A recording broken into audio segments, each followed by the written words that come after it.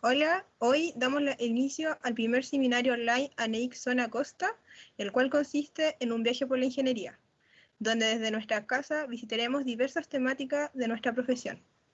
Gracias a Marlena Murillo, presidenta del Consejo Civil del Colegio de Ingenieros y coordinación con los integrantes de Zona Costa ANEIC, el día de hoy contamos con dos grandes expositores. La retroalimentación se realizará al final, transmitiendo las preguntas o comentarios desde YouTube. La primera charla, Rompiendo Inercias mediante el uso de las tecnologías en proyectos de la ingeniería, será dictada por Tomás Núñez, ingeniero civil estructural y maestro en Ciencias de la Ingeniería Sísmica de la Universidad de Chile. Seas bienvenido.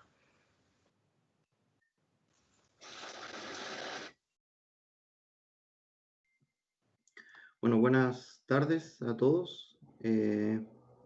Muchas gracias a NEC por la posibilidad de poder compartir un rato con usted y con la gente interesada en el mundo de la ingeniería, en este caso ingeniería estructural. Y también agradecer a Marlena, al Colegio de Ingenieros, por la invitación. En términos técnicos, no sé si puedo compartir pantalla, Laura, ¿tú me puedes ayudar con eso? ¿Tú me das el vamos? Sí, vamos, compártelo nomás. Dale.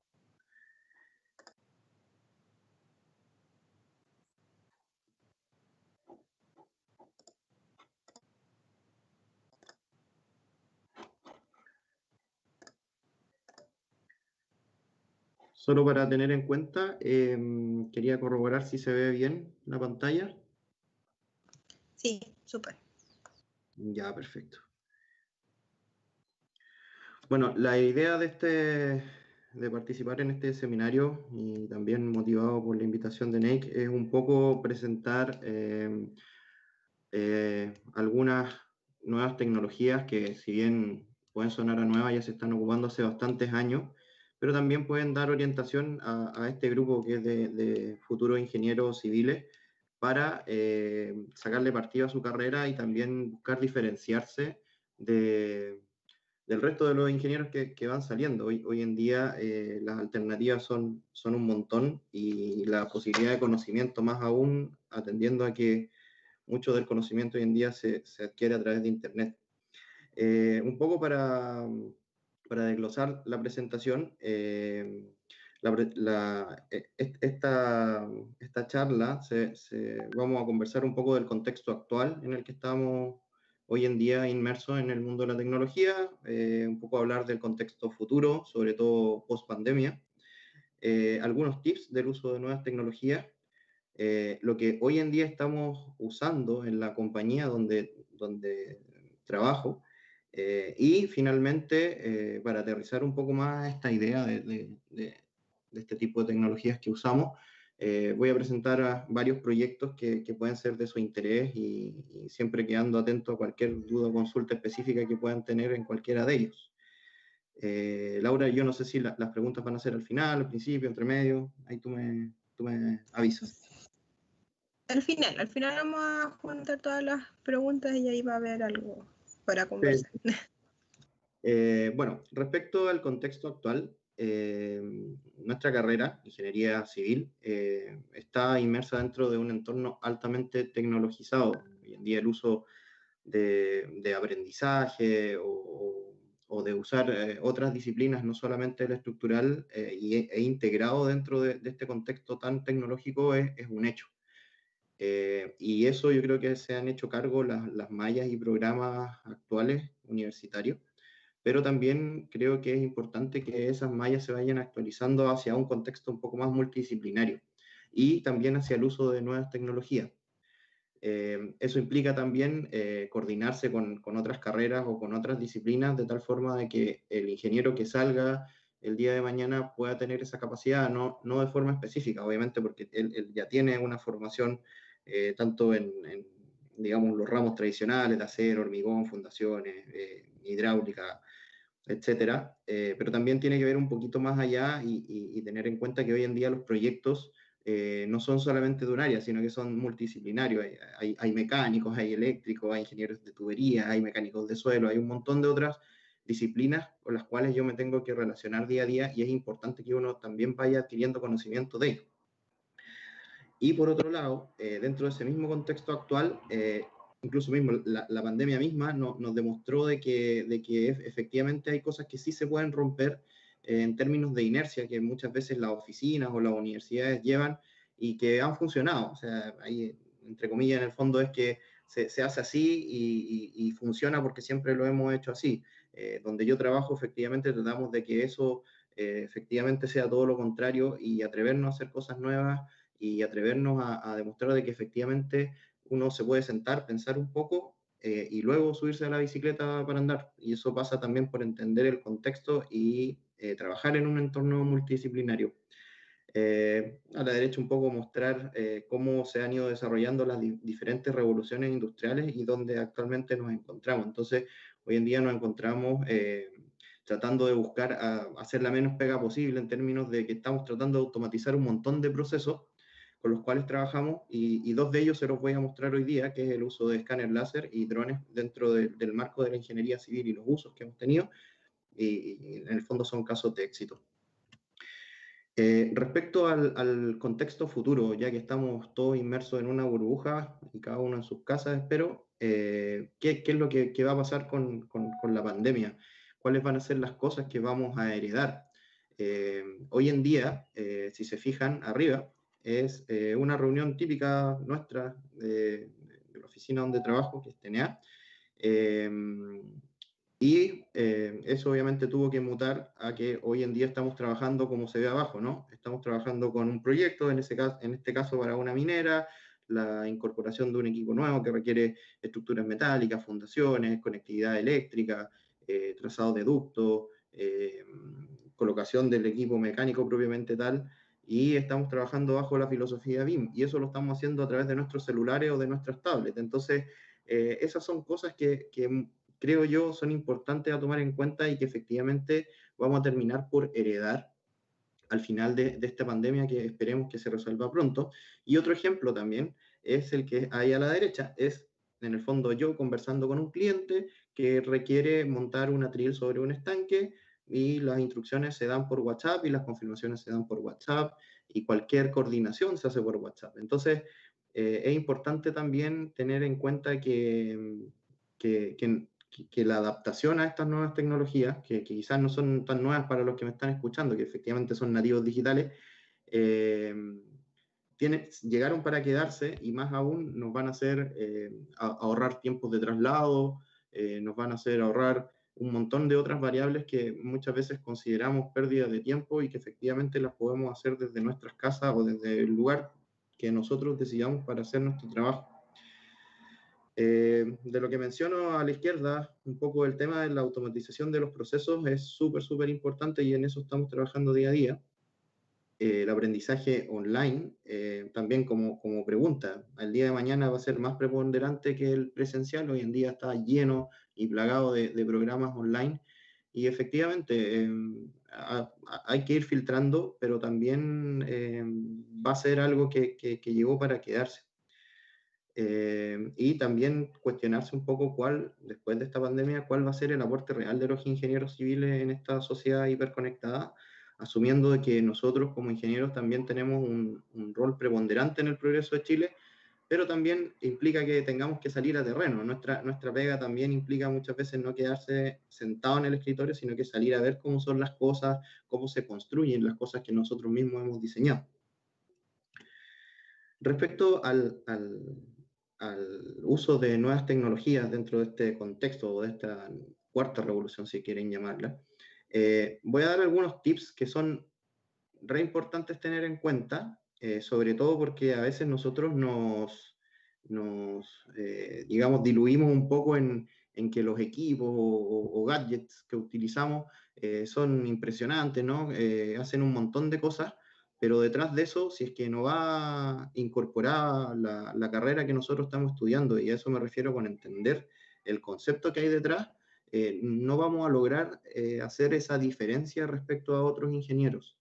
Entonces es súper importante que las nuevas tecnologías, si las vamos a tomar y las vamos a utilizar, que no sean solamente para mostrar el video bonito o subirlo a LinkedIn o a las redes sociales, sino que eso tiene que tener detrás un concepto técnico súper potente y eso es súper importante. Y es lo que digo en el primer bullet. que en el fondo estas tecnologías son útiles siempre y cuando entendamos primero el concepto con un lápiz y una servilleta, un lápiz y un papel, lo que quieran. Si ustedes logran explicarme el fenómeno con un lápiz y un papel, después nos podemos saltar a los modelos con colores bonitos y nubes de puntos y modelamiento y todo lo que hay detrás. Antes se transforma solamente en alguien que utiliza un instrumento y que efectivamente lo podría hacer cualquier persona, no alguien que se dedica a estudiar 6 años una carrera de ingeniería. También es útil si desarrollamos la capacidad de saltar desde el requerimiento al impacto general. ¿Y a qué me refiero con eso? A que si yo voy a ocupar una tecnología nueva, tengo que tener claro para qué va a servir. Porque si yo voy a hacer un modelo solamente para entregárselo al cliente, no, queda un poco vacío, ¿no? Tengo que entender por qué el cliente, o en este caso el mandante, está pidiendo lo que está pidiendo. En este caso, si ven ahí la foto, un escáner láser se ocupa para escanear toda una zona que tiene motores, tiene un sistema motrices de unas correas transportadoras en minería, pero el trasfondo que hay detrás es que ese equipo quieren repotenciarlo y van a necesitar colocar otro equipo más grande, por lo tanto quieren saber el entorno para que las grúas puedan entrar, para que efectivamente saber si cabe o no cabe el equipo. Todo ese concepto tiene que ir detrás y tiene que ir de la mano con lo que el ingeniero tiene que manejar al momento de que se le pida algo. Y finalmente, estas nuevas tecnologías son útiles si entendemos que los proyectos son multidisciplinarios. En el caso donde yo trabajo efectivamente en minería o en el área de energía, el ingeniero civil, si es que lo quieren llamar, es casi, no sé si el último pelo en la cola, pero es parte de un gran engranaje, o siempre yo lo llamo parte como de un cuerpo humano, ¿no? El estructural o el ingeniero civil es el que ve los huesos, las venas son los que ven los ingenieros piping, o el que ve el corazón un poco el ingeniero mecánico, y todo esto necesita energía para moverse y todas las conexiones que hay dentro del cuerpo, entonces ahí podríamos meter al ingeniero eléctrico.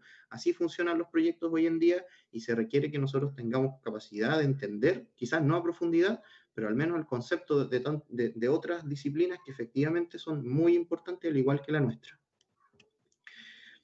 ¿Qué otras cosas podemos mencionar respecto al uso de nuevas tecnologías? Los beneficios realmente son ilimitados respecto a técnicas tradicionales. Si ustedes comparan cómo se hacía antes un levantamiento de un equipo o de una estructura, es en base a un flexómetro o la wincha que tenemos en la casa, en la caja de herramientas del papá, o pie de metro. Hoy en día eso está totalmente mutado, e incluso hay muchas empresas que todavía lo hacen, por medio de la utilización de escáner láser que nos ofrecen posibilidades ilimitadas. O si es que yo quería levantar un volumen o quería hacer topografía de un lugar, necesitaba una cuadrilla con niveles, con taquímetros, con un montón de gente también. Y hoy en día eso se ha cambiado con algo que me cabe en el bolsillo, que es un dron. Y con eso hemos podido hacer un montón de trabajos como el que ustedes están viendo ahí. No sé, estamos volando un equipo que quizás ustedes conocen mejor que yo, que es un Mavic, y a la derecha sobrevolamos un proyecto que el cliente requería colocar un galpón, una estación de lavado, un sistema para abrir unos camiones que llevan concentrado de cobre, y todo lo que es topografía o cálculo de volumen o trazados de caminos, se hizo utilizando algo que me cabe en el bolsillo. O sea, eso quizás es una ventaja bastante grande respecto a tener una cuadrilla de topógrafo en terreno.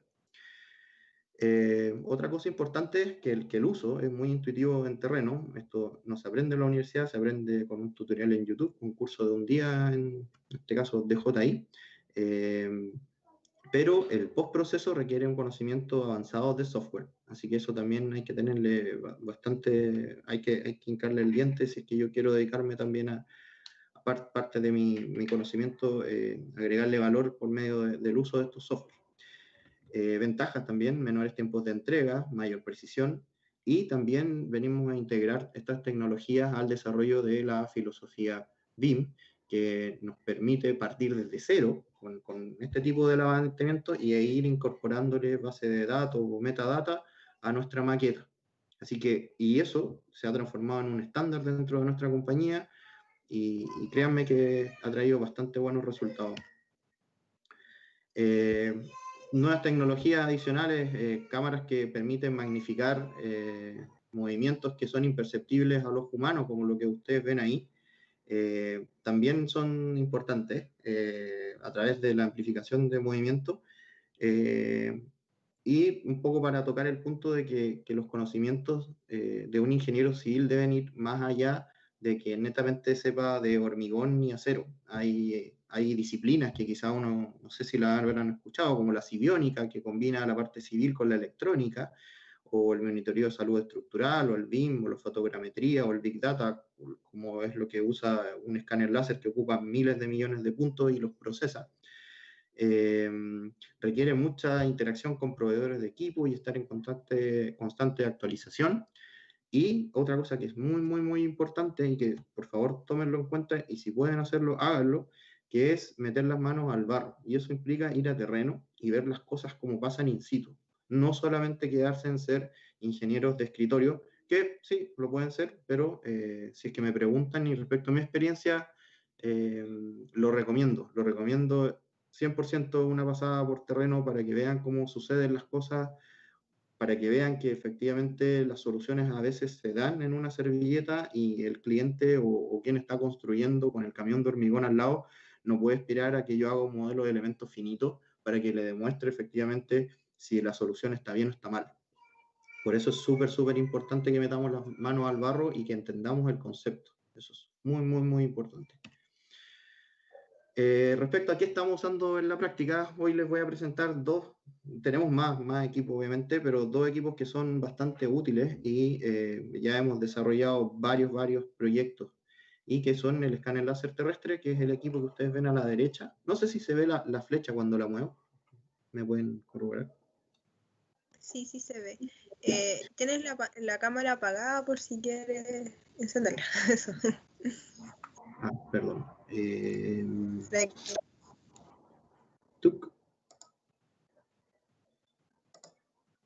Es que no la puedo prender porque dice que estoy compartiendo pantalla. Bueno, sigamos entonces. Y el dron que yo creo que los asistentes los conocen bastante bien, es uno de los modelos que utilizamos. Y la idea es hablarle un poquito de estas dos tecnologías, un poco el concepto, un poco cómo funcionan, quizás muchos de ustedes ya lo saben, pero también mostrarle proyectos donde efectivamente esto se usa, se aplica, se gana tiempo y terminamos por tener un mandante o un cliente bastante feliz con los resultados. Respecto al escáner láser, es un equipo de adquisición de datos, miles de millones de datos, y lo que, digamos, obtiene es una nube de puntos a partir de emitir un haz de luz. ¿Ya? Si nos vamos un poquito a la matemática, que no es muy compleja, más que velocidad, distancia partido por tiempo, lo que yo conozco en el fondo dentro de esta pequeña ecuación es la velocidad, porque es la velocidad de la luz, y lo que hace el equipo en el fondo es capturar el tiempo en que este haz de luz se demora en ir y volver, por lo tanto con eso yo puedo sacar la distancia. Si eso yo lo multiplico, digamos, por las veces que este equipo lanza ese haz de luz, me permite tener, como ven acá arriba, millones y millones de puntos con los cuales yo sé la distancia respecto a ese punto, y este escáner láser yo lo voy moviendo de posiciones, y luego a través de un proceso de software y de enlace voy mezclando nubes hasta obtener un modelo, ¿vale? Esa es la idea. Generar los equipos, por dar un ejemplo, el equipo que nosotros manejamos lanza 360.000 puntos por segundo, así que se podrán imaginar la cantidad de puntos con los cuales tenemos que trabajar posteriormente a eso. Para eso tenemos computadores especiales con los que trabajamos. Si ustedes ven abajo, este es un ejemplo bastante bueno y bastante interesante de ver. En el fondo a la izquierda tenemos la imagen de esta pasarela, de este puente. A la derecha el resultado, que son escáner, con el escáner láser, que es un conjunto de puntos. Luego de eso, ¿qué se hace con ese 9 puntos? Básicamente se modela sacando los patrones. En caso que yo tenga un patrón círculo, obviamente hay también equipos que ocupan inteligencia artificial para identificar ciertos patrones, y que también lo utilizamos como Edgewise, y con eso podemos trazar una delineación básica, y en base a la delineación básica podemos obtener un modelo final que es lo que ustedes ven a la derecha. Existen equipos de distintos rangos y de distintos usos. Existen escáneres que me sirven para escanear piezas mecánicas, hay escáneres que me sirven para saber estocadas de túneles, y también hay escáneres intermedios como los que usamos nosotros para modelar lo que es ductería, estructuras de acero, de hormigón, entre otros. Las precisiones pueden ir de centimétricas a milimétricas y las posibilidades posteriores son que yo puedo utilizar esto para generar una base con la cual pueda trabajar bases de datos y por ende trabajar basados en BIM o incluso hacer impresiones 3D. Incluso recuerdo algún proyecto haber hecho algunas impresiones de conexiones de acero que solicitó un cliente y efectivamente es impresionante verlo, digamos, físicamente, tocarlo como una maqueta. Y eso se hizo, digamos, haciendo un escáner láser dentro de un edificio. Me imagino que a todos les queda claro el concepto. El concepto es súper simple, pero obviamente el postproceso es lo complicado. Pero si ustedes entienden esa ecuación que nos pasan en primer año o quizás en tercero medio, el resto se hace mucho más fácil. ¿Cuáles son las aplicaciones? Nosotros lo ocupamos bastante en proyectos Brownfield. No sé si están tan familiarizados con lo que es un proyecto Brownfield. En minería hay dos conceptos, para que lo entiendan. Hay proyectos Greenfield y proyectos Brownfield. Los proyectos Greenfield son los que se hacen de cero. No existe nada, yo quiero hacer una planta minera. Y los proyectos Brownfield son aquellos que cuando la planta ya está operando y yo quiero hacer una mejora, intervengo parte de la instalación, como lo que ustedes ven en el video. Ahí hicimos ambas cosas. Hicimos un vuelo con dron, más un escáner láser, porque lo que se estaba pidiendo era hacer una instalación, un edificio, que es el verde que ustedes ven ahí, luego en azul, al lado de un estanque y toda la ductería que implicaba eso y también el conexionado eléctrico. Pero para eso, como el cliente no disponía de planos actualizados, no disponía de la parte civil o los taludes, tuvimos que hacer efectivamente un levantamiento con escáner láser y un dron, y eso resultó en poder extraer un modelo de ello y poder trabajar, y de eso obviamente derivan todo lo que es planos y en el caso que yo tenga la geometría, memorias de cálculo, hojas de datos, requisición de materiales y un montón de documentos que se pueden generar de este tipo de uso de tecnología. Como les mencionaba, se pueden hacer levantamientos de estructuras que no cuentan con planos ni información, estructuras que son de tipo patrimonial o industriales que son, no sé, de los años 60 y que los planos están hechos a mano o que hay que ir a buscarlo a algún lugar remoto. Es mucho más fácil si yo voy, escaneo y me traigo un trozo de realidad que efectivamente tiene una precisión milimétrica y la trabajo en el computador para obtener resultados. Aplicaciones también, cuando una vez que yo tengo la maqueta armada, hay un montón de interacciones entre disciplinas, mecánica, piping, civil, estructural, eléctrica, instrumentación, mecánica de suelo. Es una coordinación bastante ardua, pero bastante fructífera. Como les mencionaba, es la base para el desarrollo de modelos BIM.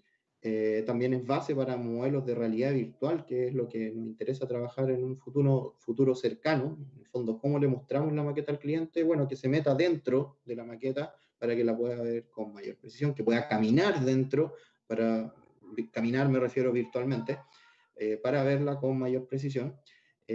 También otras aplicaciones, el chequeo de interferencia y la ingeniería as-built, vale decir, cuando el proyecto ya está terminado, nunca los planos o los modelos se parecen a lo que realmente se construyó, porque el material no llegó o porque el perfil no era aquel, entonces se hace un levantamiento y a partir de eso se obtienen los planos tal y cual como se construyó la obra.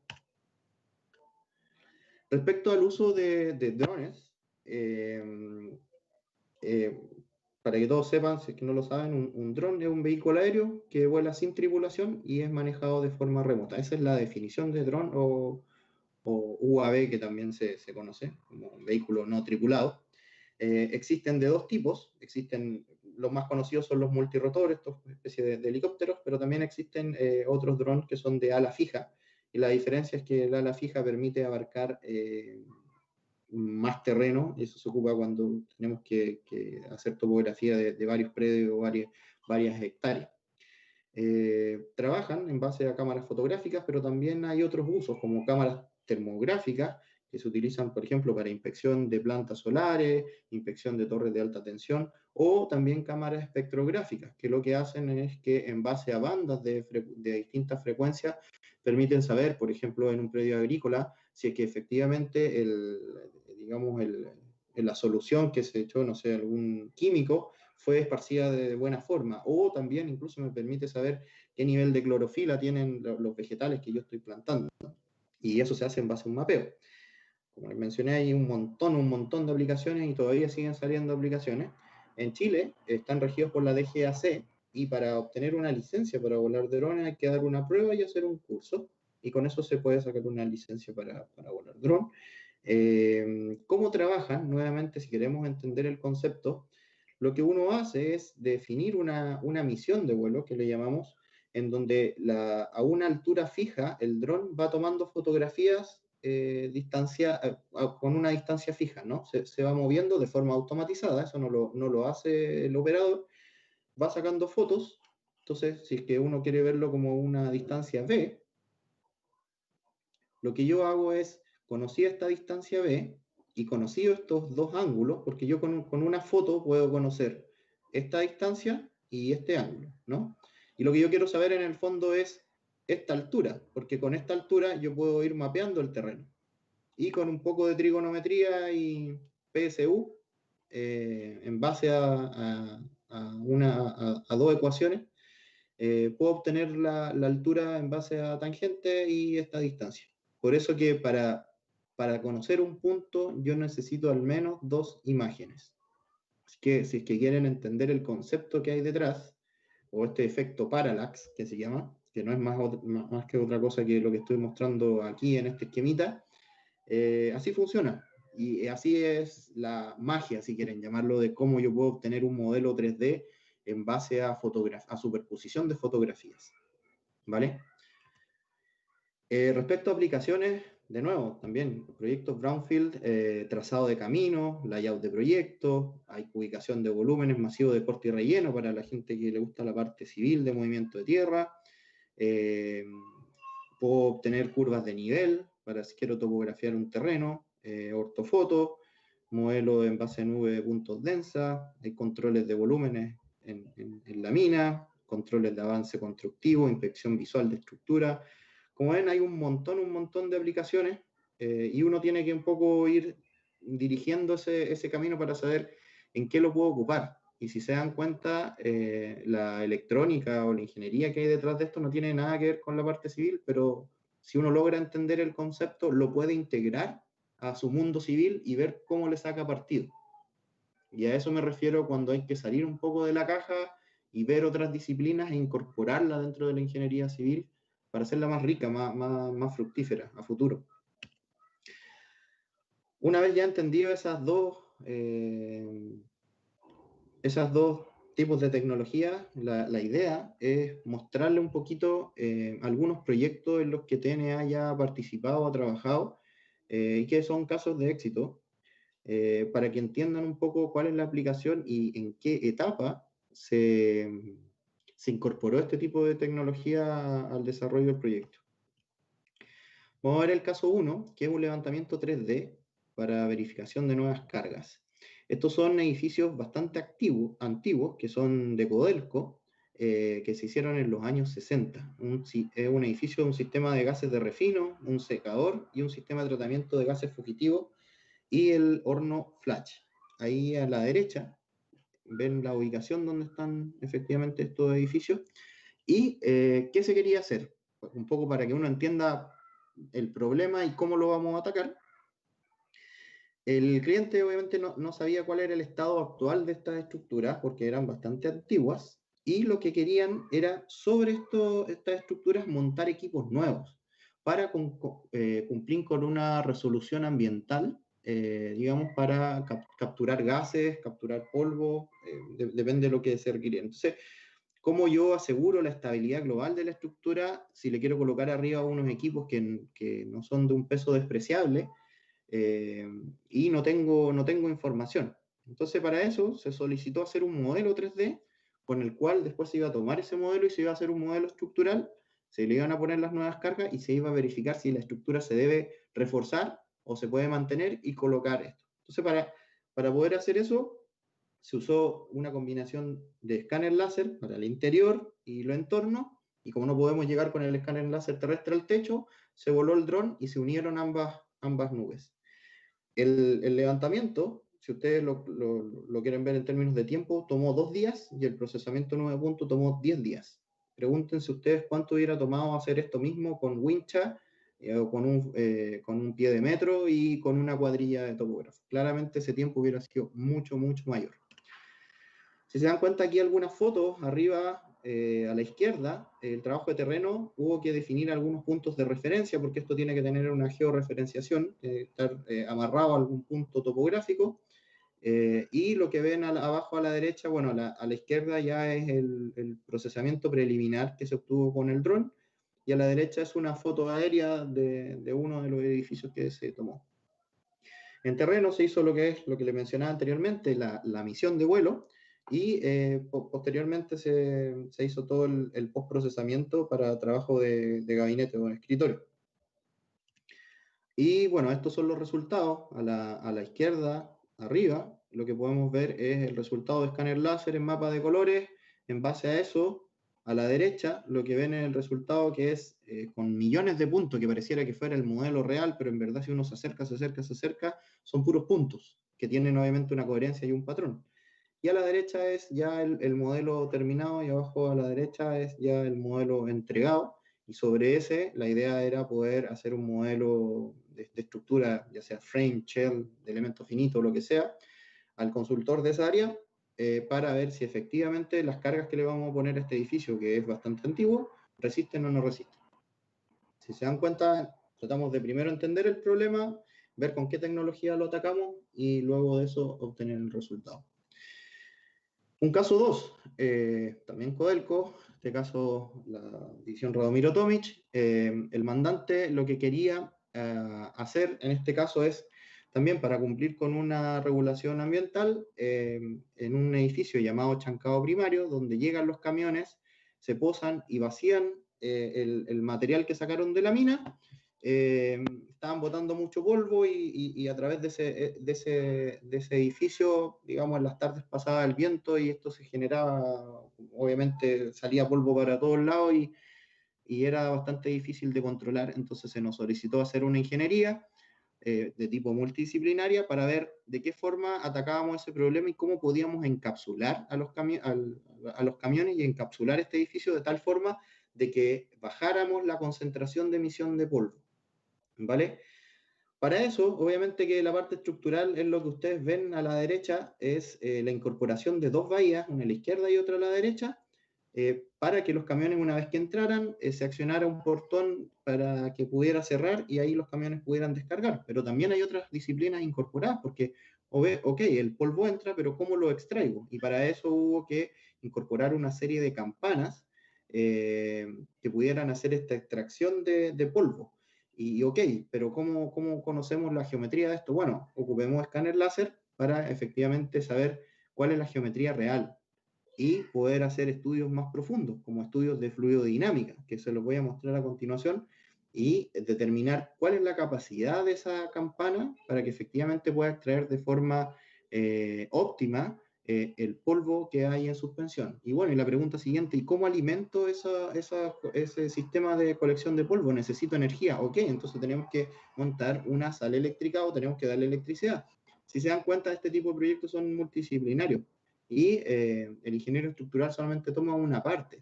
Pero si se involucra con el resto de disciplinas, le agrega valor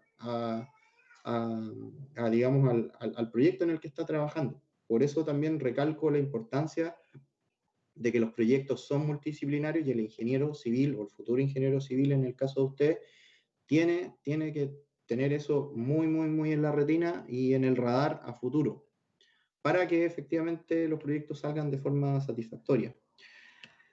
Sobre este mismo proyecto, si se dan cuenta, arriba lo que ven es un levantamiento mediante escáner láser, y lo que ven abajo es que ya sobre el escáner láser yo empiezo a trabajar con mi sistema de colección de polvo, con mi sistema de nuevas bahías, donde voy a colocar las fundaciones, donde voy a colocar los soportes estructurales, donde voy a tener que hacer movimientos de tierra. Aporta demasiada información para lo que yo tengo que hacer, por lo tanto es una tecnología bien utilizada y muy, muy útil para el desarrollo de proyectos, en este caso minero. Acá también resultados de cómo yo logro, claro, aquí se ven monos muy bonitos, geometrías de varios colores, pero al final lo que importa es este gráfico que está abajo, que en el fondo, a partir de todo este análisis de fluidodinámica, en cuánto tiempo yo logro deprimir la cantidad de polvo que hay en el ambiente. Y ese dato es el que necesita en el fondo el cliente para saber si yo estoy cumpliendo o no estoy cumpliendo con la resolución ambiental que me están solicitando. ¿Vale? Y antes de eso, obviamente, necesito la geometría. Y la geometría la obtuve del levantamiento con escáner láser. Otro caso, un tercer caso. Les hablo de puros casos en minería porque el 90% de los proyectos que trabajamos nosotros es minería. Hay un equipo que se llama picarrocas, que como su nombre lo dice, sirve efectivamente para picar rocas que llegan hacia el chancado primario, y lo que quería el cliente en este caso es cambiar el actual picarrocas porque estaba teniendo problemas de vibración, como se ve en el video, pero además necesitaban un picarrocas de mayor capacidad. Los planos en este caso no tenían la suficiente información como para poder hacer un modelo y para poder verificar que la viga que hay bajo el picarroca y otros componentes como la capacidad eléctrica de ese equipo fueran suficientes. O el layout. En el fondo, si quiero poner un picarrocas nuevo acá, quiero saber si es que la cantidad de pernos es suficiente, si es que la base del nuevo picarrocas calza. Hay un montón de preguntas a resolver, y para ello ocupamos tecnología, nuevamente, drone y escáner láser. Drone para hacer todo lo que es levantamiento topográfico e incorporación de nuevo layout, y escáner láser para ver la incorporación de salas de lubricación y otros, porque también es importante, la pregunta siguiente es ¿cómo construimos esto?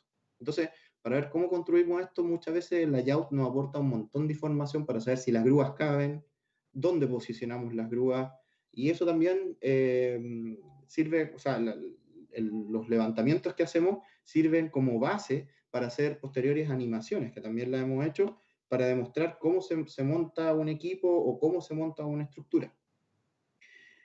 Como les menciono ahí, el nuevo picarroca es más grande y de mayor potencia, por lo tanto requirió una serie de modificaciones, plataformas, sala de lubricación, y también requirió de bastante coordinación entre disciplinas. Como ven, ahí estamos en terreno, volando el dron a la izquierda, al medio con el escáner láser, bajo donde está el sector de la taza del chancador primario, y a la derecha es lo que estamos viendo desde arriba para el layout, con el uso del dron. Si se fijan, como les mencionaba, este proyecto necesitó de reemplazar la unidad hidráulica con la que se alimenta el picarrocas, y por lo tanto teníamos que ubicar esto que se ve acá, que lo hicimos con escáner láser. Esa es la ubicación que tenemos. Tenemos que cambiarlo por esta nueva unidad hidráulica y la tenemos que colocar acá. Bueno, entonces necesitamos conocer al milímetro cuáles son los espacios y dónde se va a posicionar la grúa para llegar a ese punto, porque acá abajo está bastante colapsado. Entonces, también eso nos aportó mucha información para que el cliente, en este caso la minera, pudiera atender ese requerimiento. Y como les mencioné, esto es paso a paso, son 4 pasos si lo quieres ver, del levantamiento que se hace al modelo, 3 pasos, perdón, del levantamiento al modelo y del modelo a los planos. Lo que ven a la izquierda es el levantamiento, digamos, crudo de la nube de puntos. Sobre la nube de puntos empiezo a incorporar el modelo, y una vez que ya aíslo en la nube de puntos tengo solo el modelo, y cuando ya tengo el modelo puedo obtener los planos con los cuales se va a construir. Si se dan cuenta, esto ya pierde un poco ese esquema de ver que, wow, qué impresionante esta nube de puntos, ¿no? Qué bonito y qué fascinante los colores. Eso queda en nada, porque al final lo que yo requiero para construir son lo que ustedes ven a la derecha, que es el plano mismo, que es lo que va a tomar la persona de construcción para construir. ¿Vale? Entonces, no nos quedemos solamente con la parte linda, que sí lo es, y es interesante y fascinante, pero también quedémonos también con el hecho de que esto necesita ser construido, y esto tiene que ser un aporte. Sin aporte de estas nuevas tecnologías, nos quedamos en eso nomás, ¿no? Nos dedicamos al área audiovisual o alguna otra cosa interesante y que de buena estética, pero hoy en día, digamos, le hablo a los futuros ingenieros que van a trabajar con este tipo de tecnología. Esos son los 3 casos que yo les quería mostrar. Bueno, ahí también se ve como un poco en tiempo real cómo se trabajó con la maqueta. Se quedó un poco pegado, bueno, y cómo vamos incorporando el modelo nuevo, las plataformas, el equipo con el que se va a trabajar, y en el fondo cómo se entrega un producto final terminado y, digamos, la base de todo esto es lo que efectivamente hay en terreno.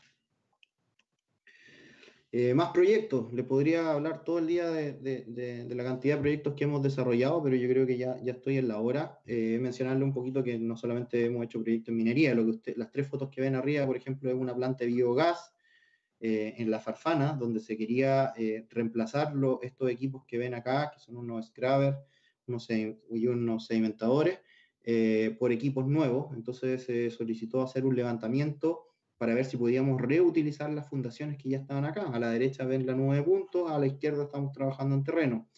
Abajo a la izquierda un proyecto de ingeniería inversa, que si bien es más mecánico, pero también mencionarlo porque también se ocupó escáner láser. Esto lo que ven acá es un impeller o un agitador que va dentro de un estanque, y lo que quería la empresa en el fondo es poder replicarlo al detalle para poder mandar a fabricarlo. Lo que ven a la derecha es un levantamiento con escáner láser en el área de remolienda de una minera, y se requería hacer un nuevo trazado de ductería piping, lo que ven en color celeste, para el montaje de 2 equipos que se llaman celdas columnas, y también hacer algunas verificaciones estructurales.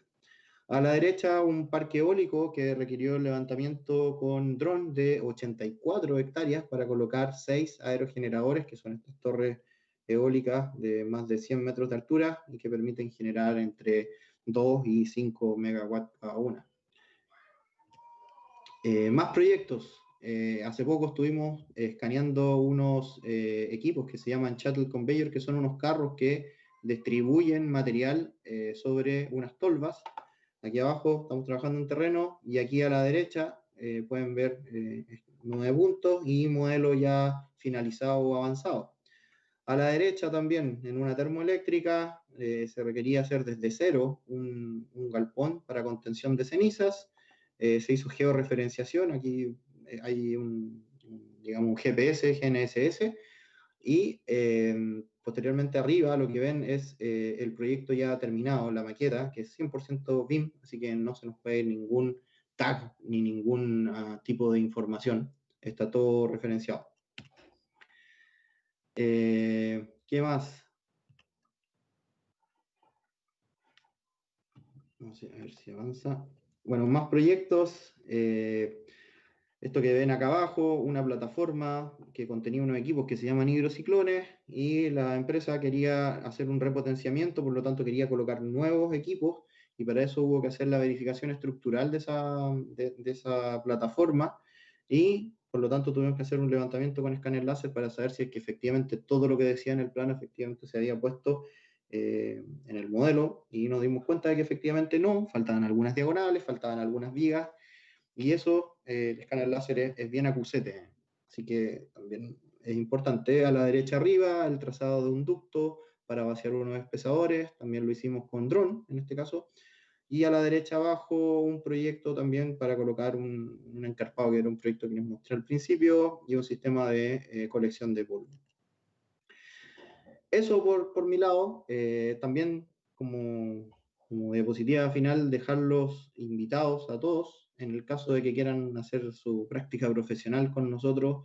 Nosotros estamos constantemente interactuando con estudiantes de ingeniería civil, hemos desarrollado tesis, para que pongan en contexto y en la balanza también el hecho de trabajar en una empresa que efectivamente le gusta mucho la incorporación de tecnologías y que tiene proyectos reales, proyectos que se hacen y que son casos de éxito. Así que también los dejo invitados a todos, un poco para finalizar esta presentación, a que en el caso de que estén interesados en trabajar con nosotros haciendo prácticas profesionales, nos contacten. 100% disponibilidad siempre, y ante cualquier duda, para eso estamos. Muchas gracias. Bueno, en verdad darle gracias a usted por la oportunidad de dar a conocer las tecnologías y bueno, de su empresa. Aquí en el YouTube tenemos 2 preguntas. Dice, ¿cómo se implementa una nueva tecnología que en una primera instancia puede ser menos rentable, pero que a lo largo plazo con los nuevos avances en ella se pueden generar procesos más eficientes, especialmente en casos como este donde existe una necesidad medioambiental. Si nos puede responder. Perdón, se cortó la comunicación. Ah, justo. La primera pregunta es más que nada, ¿cómo se implementa una nueva tecnología en una primera instancia puede ser al menos rentable, pero que a lo largo plazo los nuevos avances en ella se pueden generar procesos más eficientes?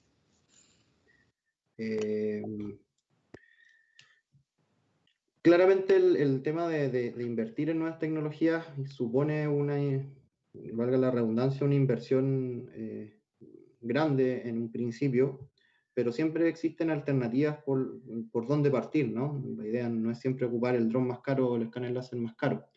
Y en ese sentido creo que efectivamente es una alternativa que con el tiempo es muy, muy, muy rentable, hasta el punto de que nosotros prácticamente no hacemos proyectos si es que no se utilizan estas tecnologías desde un principio. Pasó a ser de tecnología a ser un estándar dentro de la compañía, justamente por el valor que agrega y por la información que nos entrega. No sé si eso responde a la pregunta. Sí, yo creo que sí.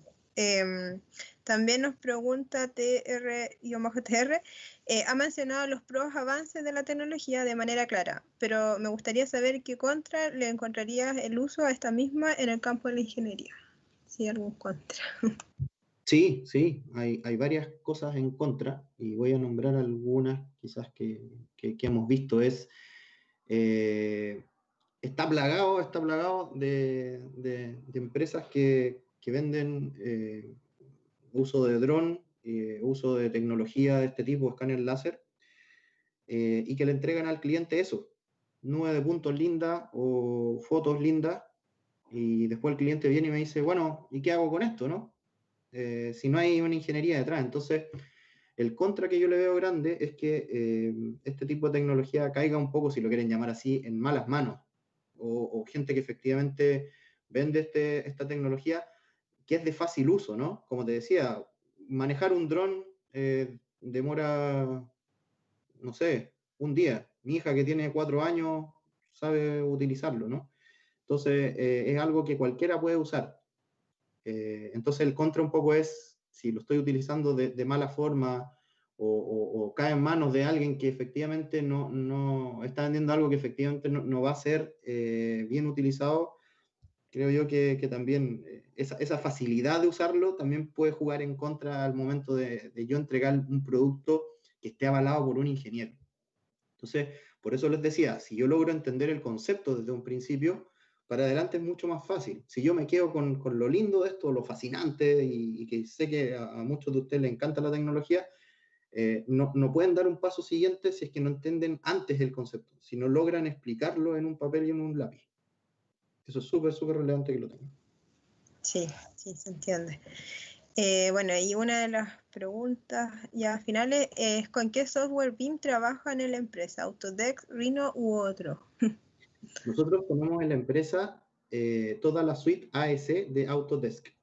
Entonces, para lo que es nube de puntos, en un principio trabajamos con Recap Pro, pero no nos gustó, así que trabajamos con todo el software de Leica, que es el Cyclone Register, y para el procesamiento usando, digamos, patrones de reconocimiento y automatización de modelado con un software que se llama Edgewise.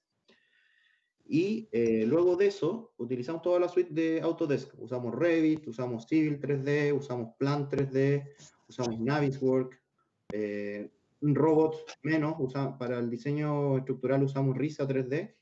Y eso, básicamente. Hoy en día esos software han bajado mucho, mucho, mucho sus precios y son bastante convenientes, sobre todo para quienes quieran quizás emprender y hacer su propia compañía. Es algo que se debe tomar en consideración, los precios no altos, y se venden incluso por mes o de forma anual, así que también es otra cosa en considerar, pasar los auspicio a Autodesk, pero no debería. Bueno, muchas gracias. Aquí respondieron que muchas gracias por la respuesta, muy clara la información. Y la primera pregunta sí quedó muy interesante. Gracias por la charla. Así que, bueno, igual decir que si quieren alguna duda por correo o no, para responderla si queda alguna cosa en la palestra. Muchas gracias. Fue un abrir de mente con la tecnología hoy en día. Estamos muy avanzados y yo creo que eso nos anima a todos a seguir estudiando y también a movernos por ese campo de la tecnología que hoy en día en la universidad está recién implementándose. Muy claro todo, dice, muchas gracias. Y bueno, eso, no sé, vamos a ya dar pie a la siguiente charla. Tenemos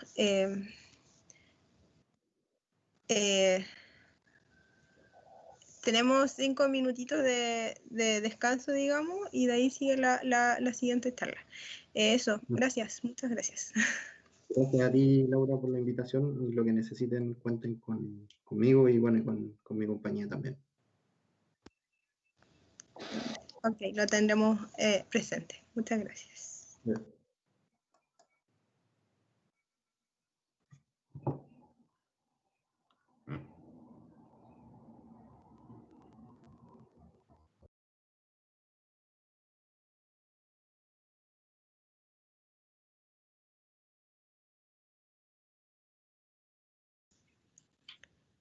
Bueno, continuando con nuestro viaje, damos comienzo a la segunda charla, Proyecto de Concesiones Viales, Diseños y Modelos de Negocio, dictado por Silvana Frontier, ingeniera civil en obras civiles de la Universidad de Santiago de Chile. Seas bienvenida. Adelante. Gracias. Bueno, como me presentaron, mi nombre es Silvana Frontier, soy ingeniero civil en obras civiles y hoy día estoy acá representando también al Colegio de Ingenieros de Chile, del cual formo parte desde que me titulé hace algunos años ya.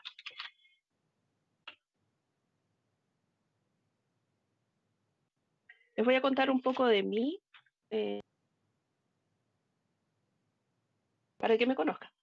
Como les decía, soy ingeniero civil en obras civiles y quise poner ahí los años de estudio porque entiendo que estoy hablando a los estudiantes. Y si se dan cuenta, entré el año 91 y me titulé recién el 2006. Esto es porque entrando a la universidad me afectó una enfermedad re complicada que me tuvo varios años entre las cuerdas, pero que gracias a Dios superé. En el camino perdí un riñón, pero les quise poner la cantidad de años que me demoré, porque a veces no importa cuánto nos demoremos, lo importante es llegar a la meta. Así que aquellos que están en la duda, ánimo y persistan, porque vale la pena. Luego de egresar, me invitaron a trabajar en una empresa que se llama APSA, Gestión de Infraestructura. En esa empresa aprendí a trabajar en concesiones, porque hacíamos los planes de conservación, hacíamos los estudios de tránsito, el análisis de estados de las rutas. Nos dedicábamos específicamente, como su nombre lo dice, a la gestión de la infraestructura, en este caso las concesiones viales. 2 años trabajando en Servio Metropolitano en el área de pavimentación. Comencé como un ingeniero de proyecto, fui encargada de área, fui jefa de unidad, después fui jefa de proyecto y fui subdirectora de Servio también un tiempo. Siempre en pavimentos. Luego de eso me dieron ganas de generar mi propia empresa y para eso necesitaba salir del sector público y me fui a trabajar como asesora del gobierno regional metropolitano, como una asesora externa, pero terminé haciéndome cargo de un proyecto que se llama Nueva Alameda Providencia. Y en paralelo creé mi empresa, que se llama Ingenio Consultores, y que hoy día está en primera categoría MIMBU. Actualmente, desde el año pasado, estoy trabajando para la Dirección General de Concesiones del MOB. Quiero sí aclarar que hoy día no vengo representando a nadie del MOB, solo que trabajo ahí y en ese lugar estoy a cargo de la parte de proyectos de 900 kilómetros de Ruta 5. Trabajo, si se dan cuenta, todo mi trabajo siempre ha sido en vialidad, ya sea urbana o interurbana. Y me encanta. Bueno, los contenidos de esta presentación son 5 puntos. Vamos a hablar un poco del contexto previo de las concesiones. Vamos a responder esta pregunta que puede ser muy obvia, pero yo creo que es bueno que nos pongamos de acuerdo en qué entendemos o qué es una concesión vial. Vamos a revisar algunos de los indicadores de las concesiones. Vamos a ver también algo de los aspectos de diseño de ella y el punto 5 es más bien informativo y es contarles cuáles son las concesiones que actualmente están en desarrollo. El contexto previo. Corría 1990, 1991, Chile recién retornaba a la democracia y nos encontramos con un país con un importante déficit de infraestructura pública y este déficit no permitía un buen desarrollo de la economía. Para el buen desarrollo de la economía uno tiene que contar con una buena infraestructura. Y ya que estamos hablando de concesiones viales, la red de caminos es muy importante, que sean caminos seguros y que además tengamos caminos con una capacidad vial adecuada para la carga de flujos que vamos a utilizar ese camino y que sea seguro desde el punto de vista vial, también de que no hayan interrupciones en el camino o algún imprevisto. La inversión en Ruta 5 en el periodo 90-94, por concepto de ampliación de capacidad, repavimentaciones y conservación de la ruta, exhibió niveles de gasto público cercanos a los 45 millones de dólares anuales en promedio. Hoy se sabe que la suma que finalmente se materializó desde lo que se empezó a contratar en concesiones asciende a más de 2.300 millones de inversión. Entonces, si manteníamos el mismo, o sea, 2.300 millones de dólares de inversión versus 45 millones de dólares anuales es un abismo de diferencia. Por lo tanto, si manteníamos el mismo ritmo de inversión que llevábamos a principios de los años 90, recién todavía no tendríamos ni siquiera la primera autopista en el estándar que la tenemos desde el año 97 o 98 ya construida. Entonces, imagínense el abismante cambio de ritmo de inversión.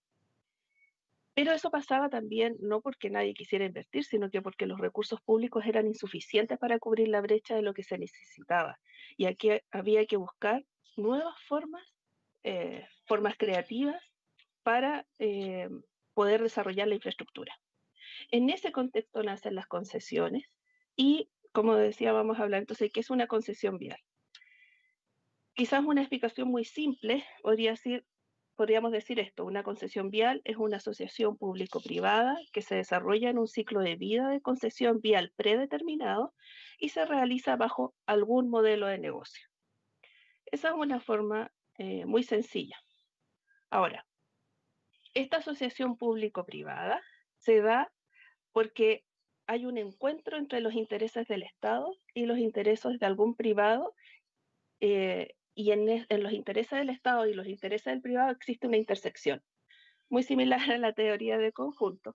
Entonces, por un lado tenemos un Estado que debe realizar obras viales que presten un cierto nivel de servicio y que permita mantener la conexión expedita, segura e ininterrumpida de diferentes centros de desarrollo económico e industrial del país. Por otra parte, existe un privado que se compromete a gestionar el financiamiento de la infraestructura vial y que está disponible para compartir los riesgos de la inversión bajo un acuerdo de largo plazo. Entonces, cuando tenemos todos estos elementos entre el Estado y el privado que permite generar carreteras de alto estándar con baja inversión fiscal. Es súper importante el concepto de los acuerdos a largo plazo. Si el acuerdo no fuese a largo plazo, la verdad es que ningún privado se interesaría, porque los riesgos serían mucho mayores, el tiempo para recuperar la inversión sería tan bajo que en realidad se vuelve poco atractivo para un privado.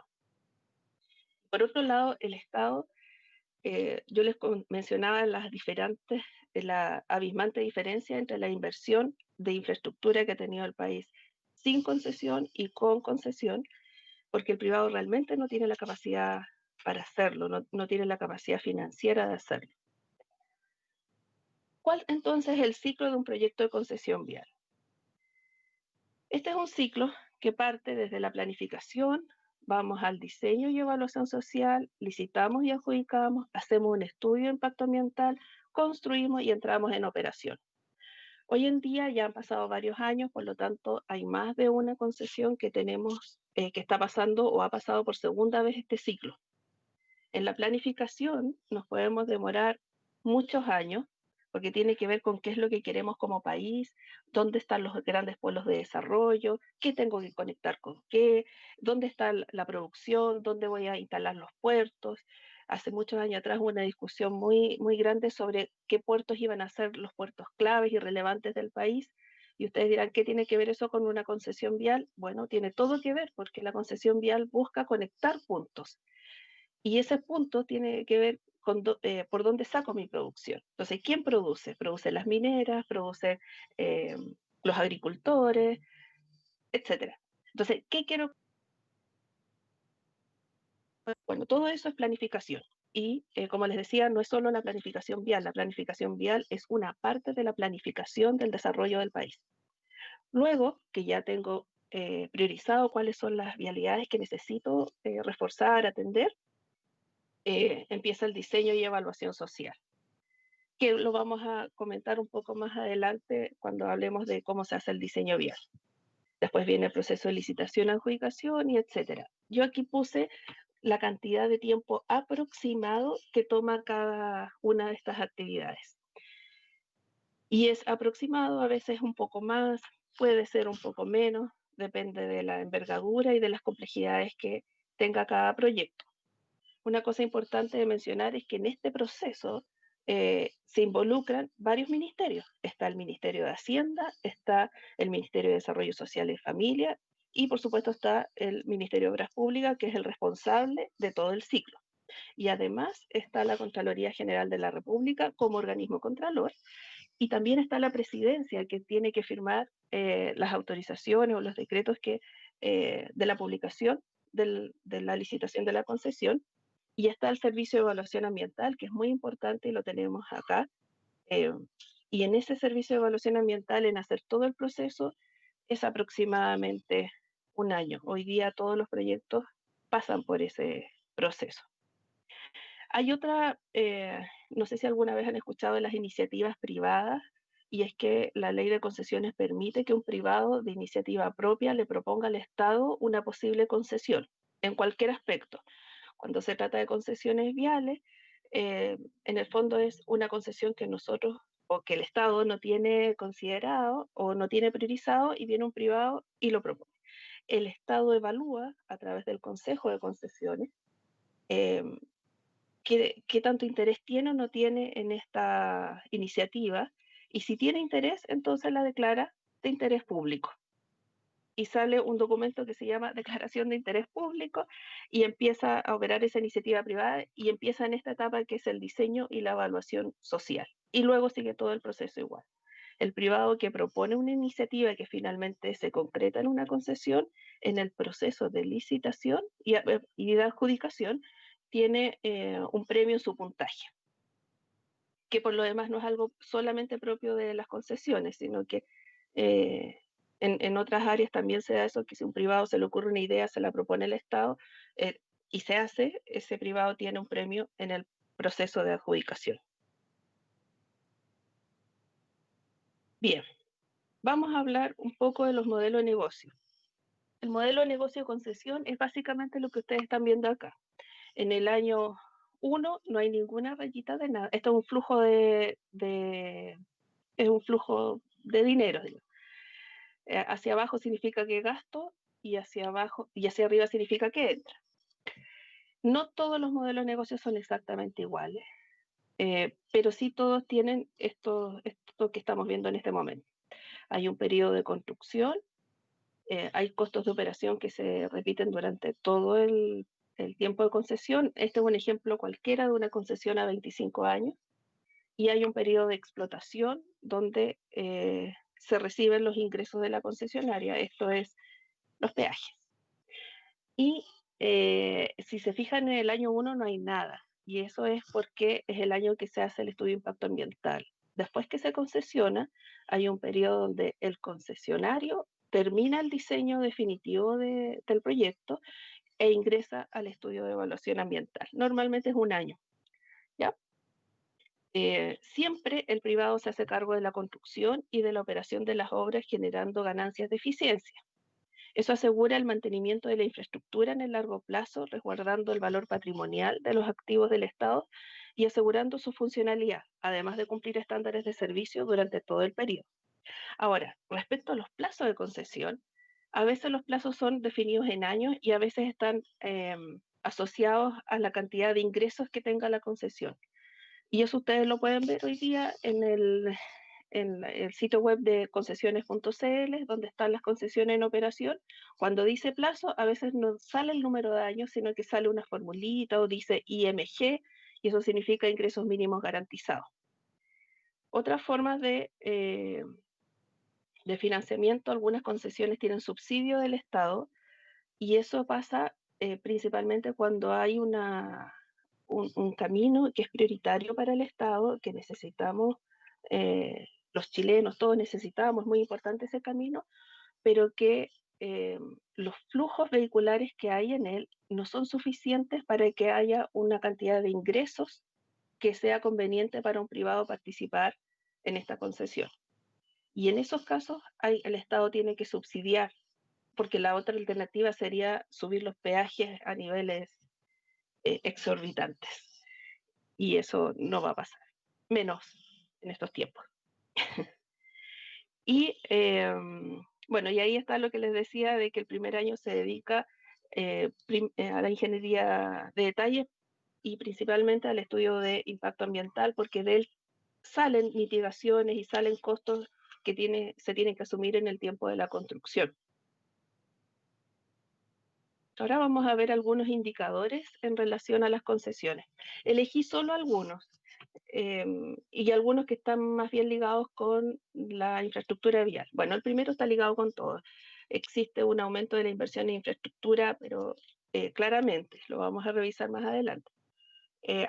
Respecto a los viales, hay una disminución de la tasa de accidentabilidad y de la tasa de mortalidad. Esto es muy interesante porque, si bien no es solo por las concesiones, pero claramente las concesiones subieron el estándar de las rutas por las que las personas circulan a mayor velocidad. Y eso genera que muera menos gente y que existan menos accidentes. Y también aumentó el índice de desempeño logístico, que es un índice que se mide hace tanto tiempo, y nosotros estamos bastante bien posicionados. De hecho, somos los primeros de Latinoamérica en ese índice. Entonces veamos un poquito de cómo ha aumentado la inversión en infraestructura. El principal logro del sistema de concesiones chileno ha sido dinamizar la inversión en infraestructura. Y esto se puede sintetizar en que la cifra total de inversión materializada, que asciende a más de 16.000 millones de dólares en el periodo 94-2015, alcanzando un pic el año 2004 con 40 millones de UF invertidas, el primer quinquenio de esa década destacó por sus niveles, fundamentalmente como consecuencia del desarrollo de autopistas urbanas en Santiago. Después ustedes ven una baja y luego volvemos a subir. El gráfico, las barras son la inversión en UF y las líneas son la inversión en dólares y siempre son en inversión anual. Si bien se produjo una baja, tiene que ver con que se habían ya, es como el impulso inicial, no había nada y partimos haciendo muchas cosas. Y ahí hay el año 2000 una pequeña baja y luego subida, tiene que ver con las autopistas urbanas. Y bueno, y ahora vamos en subida de nuevo y seguramente nos vamos a mantener así porque ustedes saben que cuando hay problemas en la economía se da mucho auge a la construcción. Y esta es una de las buenas fuentes de obras de construcción, de infraestructura. Todos estos valores que ustedes ven en la pantalla no existirían si no hubiese concesión. Este nivel de inversión no existiría si no hubiese concesión. Ahora, debo decir sí que hay una información que no incluí, y es que la Dirección de Vialidad, al mismo tiempo que se produce una baja en la inversión de concesiones, la inversión de vialidad fue casi inversamente proporcional cómo subió su inversión. Eso también ha pasado en estos años. Ahora, el otro punto, el otro índice que les comentaba es esto, el de la seguridad de las personas. Las barras representan cuántos accidentes o la tasa de accidentes por cada 1000 vehículos. Este índice se calcula por la cantidad de vehículos que hay en el año, por lo tanto no siempre es por la misma cantidad de vehículos. El parque vehicular ha subido muchísimo desde los 90 hasta nuestros días. Bueno, y la línea roja representa cuánta gente muere por cada 1000 vehículos. Cada una tiene su propio eje, porque no es comparable, muere mucha menos gente de los accidentes que tenemos. Ahora, miren, interesante de las barras es que hacia el año, desde el 90 al 94 venimos bajando, después se produce un alza en 96 y luego una gran baja hasta que podríamos decir que se alcanza una especie de meseta, con un poquito de altos y bajos, pero podríamos decir que tenemos una meseta alrededor del 16, 17, por ahí, la tasa de siniestralidad. Ya, tenemos 17 accidentes por cada 1000 vehículos. Es una tasa baja. Ahora, la mortalidad no ha dejado de bajar. Es decir, en los últimos 15 años, podríamos decir que tenemos casi la misma cantidad de accidentes. La baja ha sido del 20 al, ni siquiera todavía llegamos al 15, del 20 al 16, pero lo que sí ha bajado es la tasa de mortalidad.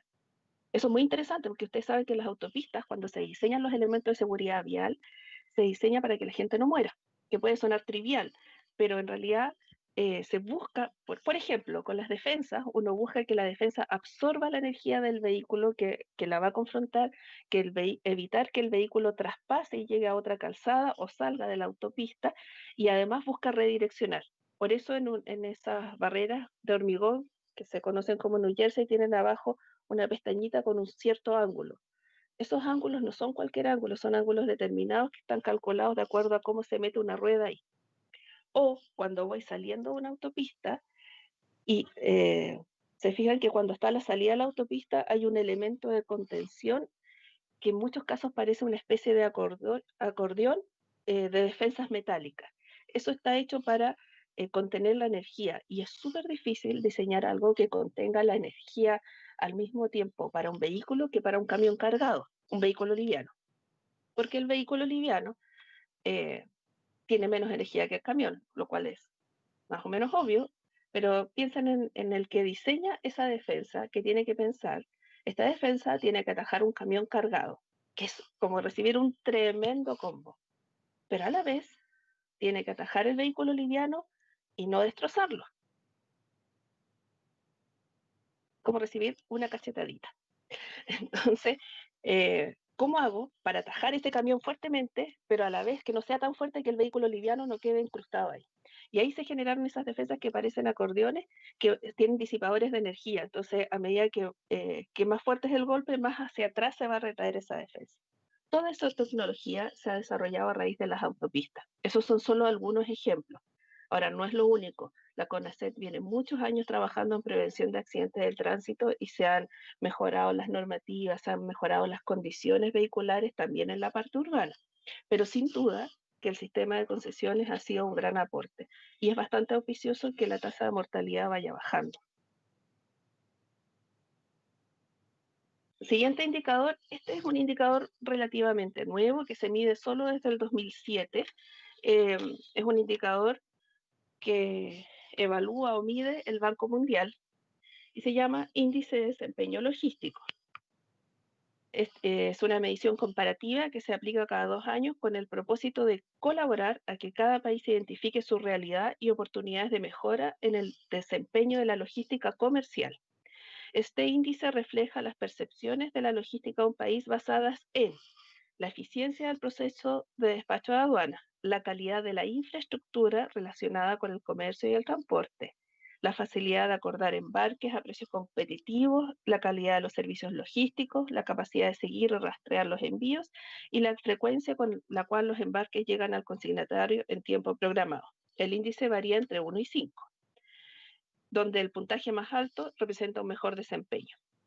Ahora bien, este índice representa un conjunto de cosas, pero una de ellas muy importante es la infraestructura. En particular, en este caso estamos hablando de infraestructura vial, por supuesto también la infraestructura de los edificios, los espacios de aduana, etcétera, pero la infraestructura vial es clave, porque si nosotros, lo que les decía al principio, no tenemos una infraestructura que nos dé la seguridad que el camino va a estar disponible, eso es, que el camino no se corta porque hay una subida de agua, que el camino no se corta por la razón que sea en realidad, pero también es súper importante el mantenimiento del camino. Se fijan que en Chile uno transita por una autopista con la seguridad que no va a encontrar un bache, porque sabemos y tenemos la seguridad que eso no va a pasar. Si han tenido la oportunidad de ir a otros lados, se darán cuenta que no pasa siempre eso en las autopistas y eso hace bajar inmediatamente la velocidad de circulación, sobre todo de los camiones que son los que transportan carga, que son los más afectados por lo que estamos conversando. No pueden andar seguros en la ruta, por lo tanto tienen que bajar su velocidad porque la capacidad de reacción de un camión cargado versus un vehículo liviano es muy distinta. Bueno, y Chile, cuando se empieza a medir, comienza el tiro en el primer lugar. Aquí puse solamente los países de Sudamérica, pero este índice de desempeño Chile está en primer lugar a nivel latinoamericano y jugando el primer lugar con Panamá. Panamá, que debemos decir que tiene su canal, que es una gran infraestructura que fomenta justamente la logística comercial. Así que esa es nuestra competencia. Gran parte entonces de lo que ha hecho Concesiones ha ayudado a favorecer la actividad comercial y económica del país. Eso es lo que nos está diciendo este índice. Diseño de concesiones viales. El diseño de concesiones viales tiene al menos 6 áreas, que son las que están acá, y las vamos a revisar a continuación. Estudio de demanda y evaluación social. El objetivo de este estudio es recabar y analizar la información de transporte con el fin de estimar la demanda que tendrá el proyecto. También busca evaluar la disposición a pagar de los usuarios actuales y futuros, como también determinar la rentabilidad social del proyecto. Para esto debe realizar un diagnóstico en base a los flujos vehiculares, las encuestas origen-destino. Ahí les puse, debo decir que todas las fotos que puse no son de Chile. Porque busqué fotos que no tuviera que pedir permiso para usarlas y la mayoría no eran de Chile. Así que ninguna de estas tiene que ver con algo que pasa en Chile, pero se hace similar, ¿ya? Ahí hay un señor haciendo una encuesta de origen-destino, hay unas niñas acá arriba midiendo flujos. Se analizan los sistemas de actividades, lo que les decía hace un rato, es súper importante saber qué industria se desarrolla en qué región o en qué provincia y cuáles son sus polos de comunicación, de dónde hasta dónde tiene que llevar o traer cosas. Y para eso es súper importante la definición de la ubicación de los puertos y de los aeropuertos. Considera los índices económicos en su proyección de demanda. Se modelan 2 temporadas, la temporada alta, que es verano, y la temporada normal, que es el resto del año. Se determina una situación base y se analiza las situaciones con proyectos para entonces hacer la evaluación social. Eso de base y situación con proyectos se hacen todos los proyectos públicos. La evaluación social se basa en eso, en comparar una situación base con qué pasa si hacemos este proyecto, qué pasa si lo hacemos de otra forma y qué pasa si lo hacemos de otra forma. ¿Ya? Este estudio permite definir la alternativa definitiva a ejecutar, porque es el estudio que nos dice dónde vamos a obtener mejor rentabilidad social, donde los beneficios para la población van a ser mayores. Por eso nos permite decidir la alternativa.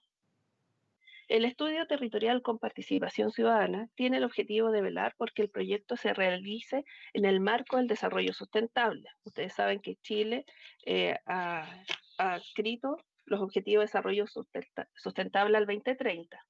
Así que es muy importante que nuestro proyecto esté también dentro de ese marco, resguardando los recursos naturales, los ecosistemas, el desarrollo y la integración territorial y la inclusión ciudadana.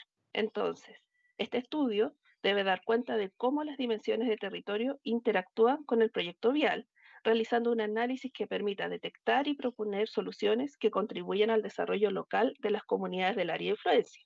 Es un proceso que considera la participación institucional y la ciudadana.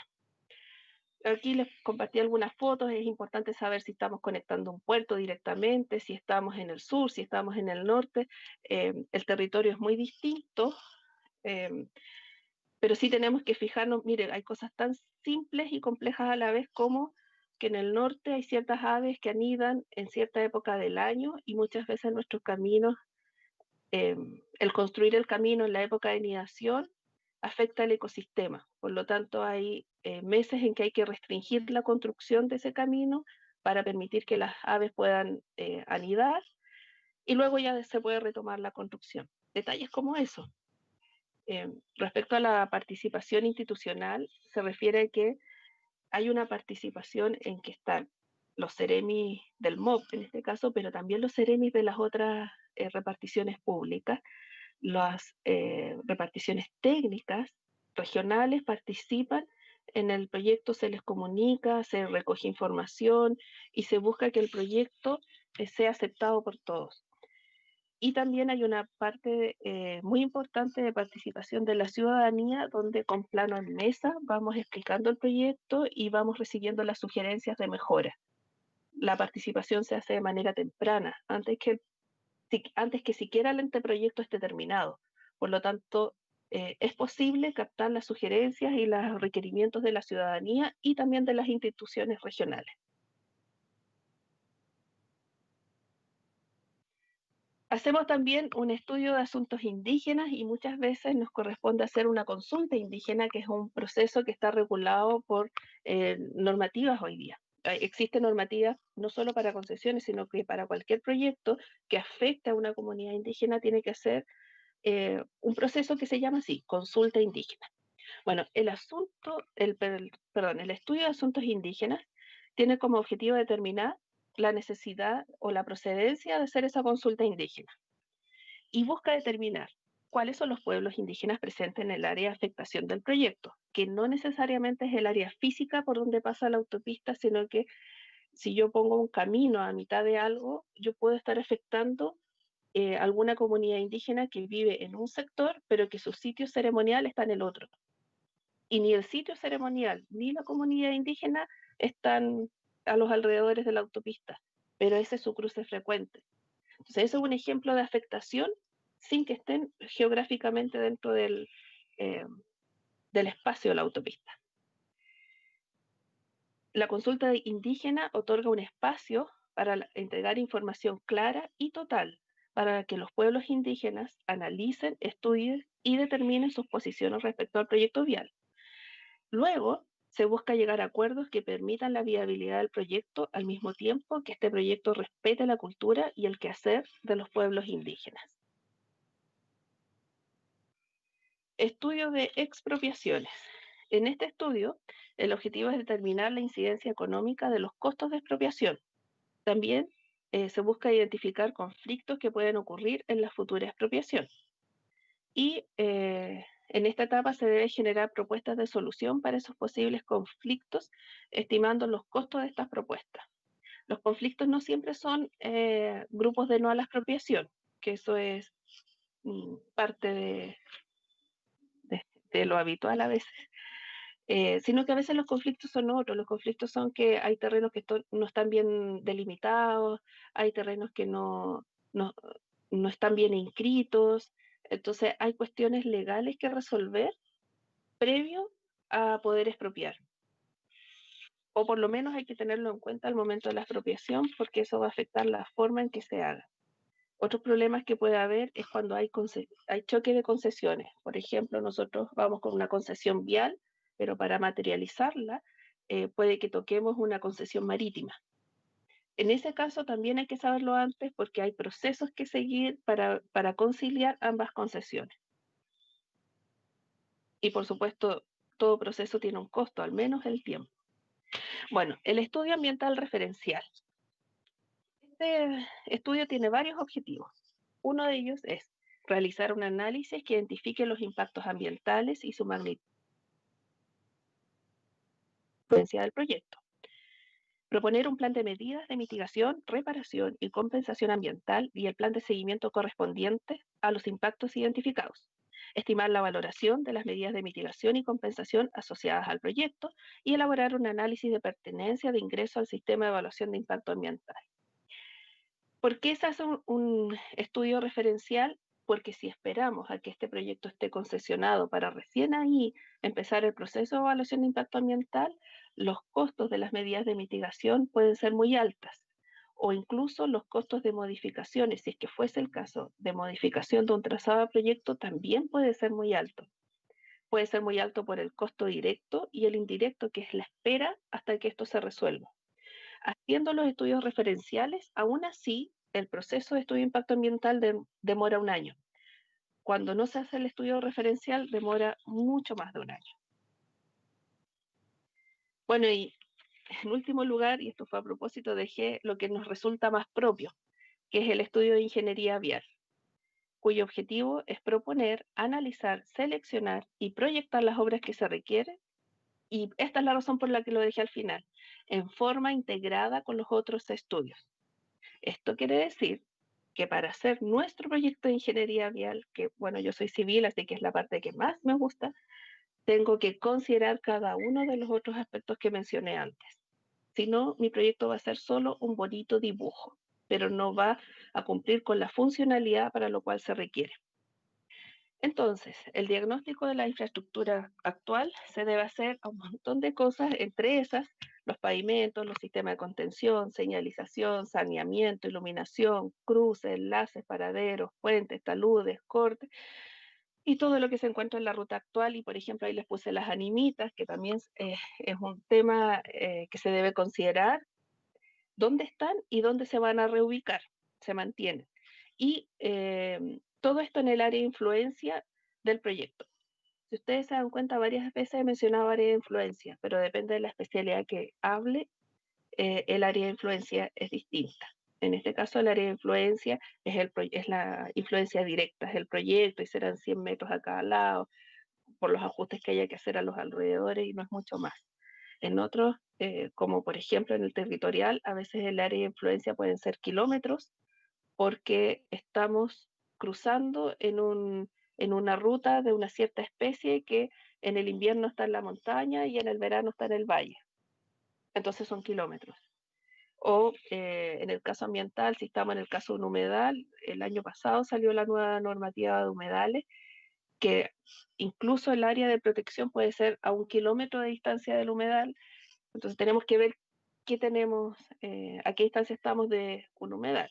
Construir en el sur se los encargo porque está lleno de humedales. Bueno, luego de que tengamos hecho nuestro diagnóstico, se proyecta una infraestructura necesaria para el tránsito proyectado, dato que nos da demanda, con altos estándares de seguridad, respetando el medio ambiente, asegurando conectividad transversal, entre otros factores. El resultado final de esta etapa es un anteproyecto, ya que los proyectos definitivos los hace quien se adjudique la concesión. Esa es una particularidad del sistema de concesiones. En los proyectos viales se termina solo a nivel de anteproyecto, y quien se adjudique la concesión es el encargado de hacer el proyecto definitivo y la construcción. Esto no es habitual en la inversión pública. En la inversión pública lo habitual es que un consultor termina hasta el proyecto definitivo y viene después una constructora y hace la construcción. Acá quien trata con el Estado es la concesionaria, y él se hace responsable de esas dos etapas. Finalmente, les voy a compartir un poco de información sobre las concesiones viales actuales. Las he dividido en 3, que no es ninguna novedad porque así están también en la página web de concesiones. Son las concesiones que están actualmente en construcción, las que están en operación y las que están en construcción y operación. En construcción tenemos 8 concesiones. En operación tenemos 29 concesiones. Y luego en operación y construcción hay 8. Operación y construcción, eso se da cuando no es la primera concesión de ese camino, sino que es la segunda o tercera, bueno, ahí hasta la cuarta concesión, por ejemplo, en el caso de los aeropuertos.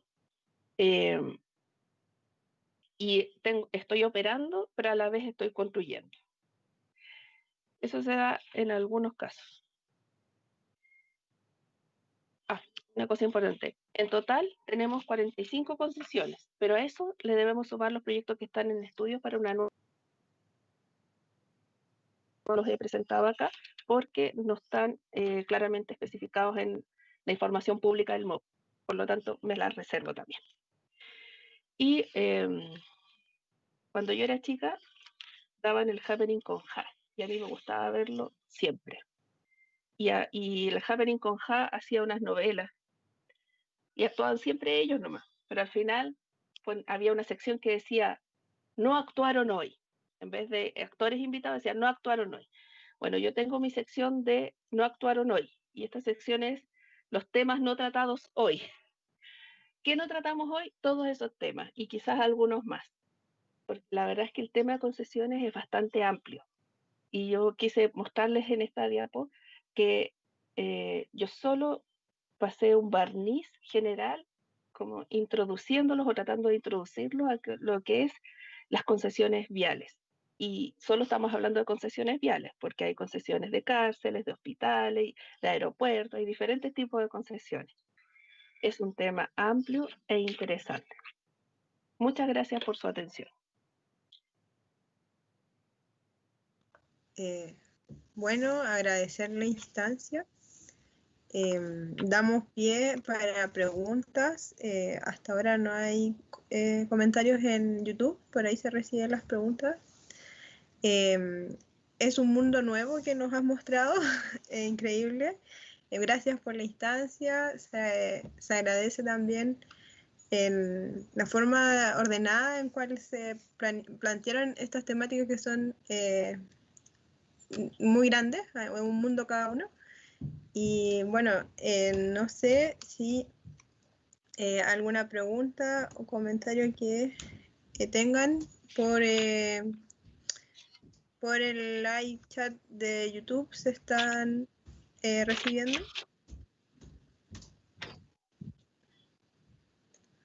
Bueno, yo creo que quizás como estudiante nos interesaría un poco el cómo saber hacia qué área abarcar dentro de esto. Sí, bueno, invitamos a Silvana también que actives tu cámara para que te podamos conocer. Perdón, no me había dado cuenta. Sí, cosas que pasan. Bueno, seguimos esperando que nos hagan preguntas o dudas por el live. Más que nada, ¿cómo de estudiante, digamos, abriste camino a esta área que igual es diferente y ardua, digamos, más o menos desde tu experiencia que podamos transmitir hacia los estudiantes? Bueno, a mí me pasó que estando en la universidad, una de las cosas que más me gustaba era la ingeniería vial. Estaban mucho los suelos y la ingeniería vial. Y la única ayudantía que hice en la universidad fue de suelo. Por muchos años. Me encantaba. Yeah. Y cuando tuve la oportunidad de hacer práctica profesional, busqué hacer práctica en vialidad. Porque yo quería saber si lo que yo me gustaba y lo que conocía en teoría me iba a gustar en la práctica. Y la verdad es que me encantó. Fui a hacer práctica en la vialidad complementaria Ruta 5, justamente vialidad complementaria de la concesión del tramo Talca-Chillán, y lo pasé estupendo. Aprendí montones, me gustó. Fue la primera vez que comprendí el sistema de lo que era la asesoría de la inspección fiscal, el inspector fiscal, la construcción, la concesionaria. Sí. Bueno, eso fue lo primero. Después, cuando me invitaron a trabajar en APSA, me interesó mucho porque además aprendí algo que no aprendía, en esa época no se enseñaba casi en ninguna universidad, que era la gestión de infraestructura. Hoy día no sé dónde se enseña, por lo menos sé que se enseña en la Católica y en la de Concepción, no sé si en otras. Y me encantó la gestión de infraestructura y aprendí lo más que pude en esa empresa. Me llené de conocimiento. Bueno, y así empecé. Gracias por darnos esa cercanía hacia el futuro. Aquí ya se encuentran dos preguntas. Dice Paula Brito, Hola, una consulta. ¿Considera que, si bien los resultados de las concesiones son positivas, el mecanismo podría considerarse abusivo en términos de altos costos para los usuarios? La verdad es que es súper, yo no le puedo poner un adjetivo al mecanismo si es abusivo o no, o si el costo es alto o no. Las autopistas tienen diferentes costos, no todas cuestan lo mismo y el cobro se hace por kilómetro.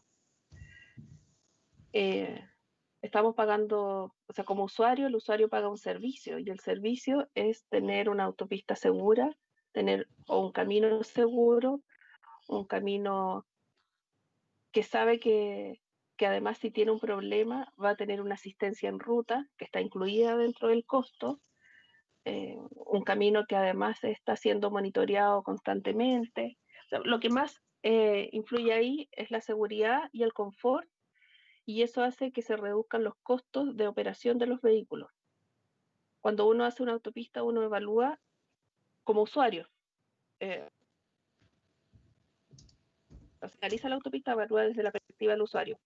¿Cuánto me cuesta circular por esta autopista versus cuánto me cuesta circular por un camino paralelo?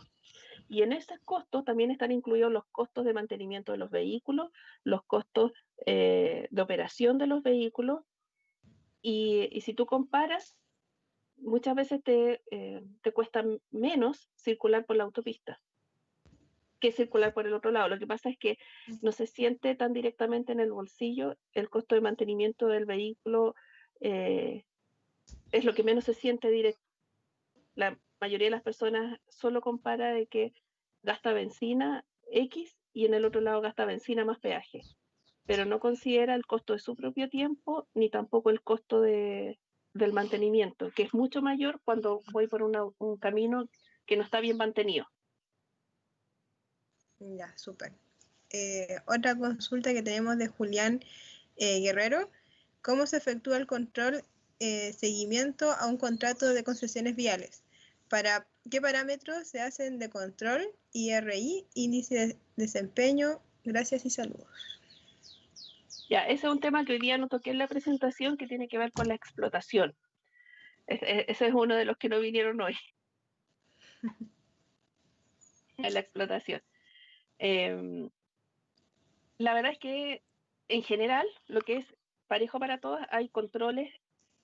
El control lo realiza el MOP y lo realiza con una empresa que se llama Asesoría de la Inspección Fiscal, que es una licitación y se adjudica esa asesoría.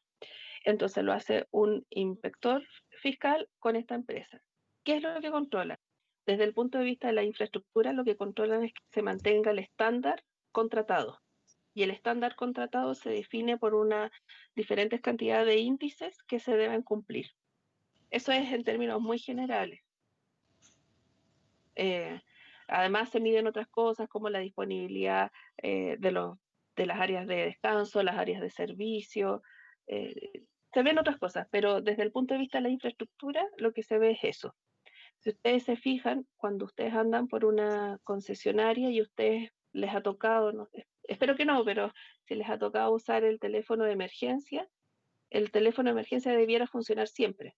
Es una de las cosas que se mide. Y se mide, pasa cada cierto tiempo un tipo tocando todos los teléfonos diciendo estoy probando, estoy probando. Y eso se informa al MOP. Ya, a ver, ese es como un ejemplo, pero también se mide, ustedes saben que el pavimento tiene que asegurar una cierta adherencia en el sistema neumático pavimento, y eso también es una medición indirecta, pero se mide, y eso se hace regularmente en las autopistas, y el informe de un tercero que hace la medición se entrega directamente al MOP, porque Claro. hay que asegurar que no patinen los autos. Mauricio Maureira, más o menos con la misma pregunta, dice, ¿existe evaluaciones ex post de los proyectos de concesiones? Sí, sí existe. También es un tema que hoy día no hablamos, pero eso existe y y se utilizan también en la planificación. ¿Se acuerdan cuando hablé de los ciclos del proyecto? Después de la operación, en el proceso de planificación hay una evaluación ex post. Bueno, hay una evaluación ex ante y ex post también. Lo dije muy simplificado, pero lo mencioné con otros nombres, pero sí se hace. Ya. Bueno, hasta ahora no tenemos más preguntas. Bueno, durante la tarde vamos a estar atentos si quedaron algún comentario, alguna consulta y la vamos a hacer llegar vía correo. A ver, aquí llega la última pregunta, dice TR-TR. Con respecto a lo que hemos visto en Chile desde el 18 de octubre contra las concesionarias, ¿cuál cree que debería ser la disposición del gobierno ante estas demandas?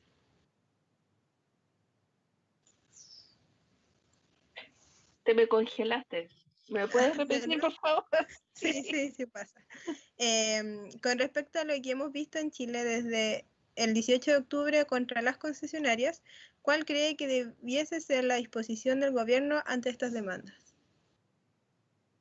Mira, eso para mí complejo pronunciarme porque hoy día justamente estoy trabajando con el MOP TGC, entonces yo lo siento, pero me voy a tener que abstener de responder.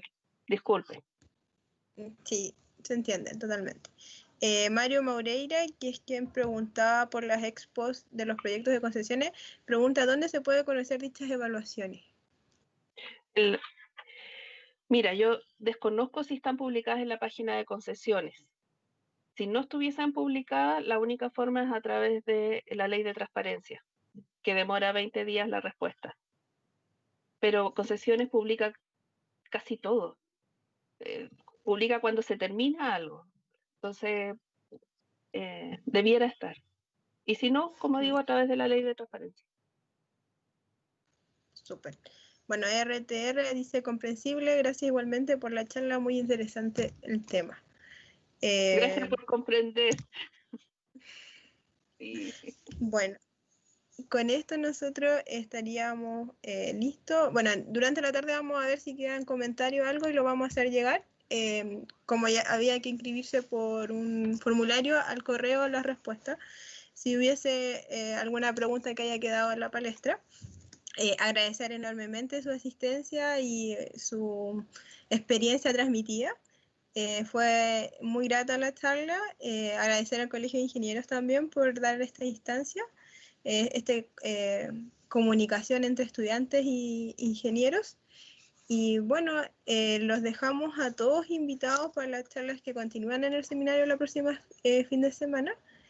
Y gracias, eso. Gracias por su asistencia también a todos los oyentes.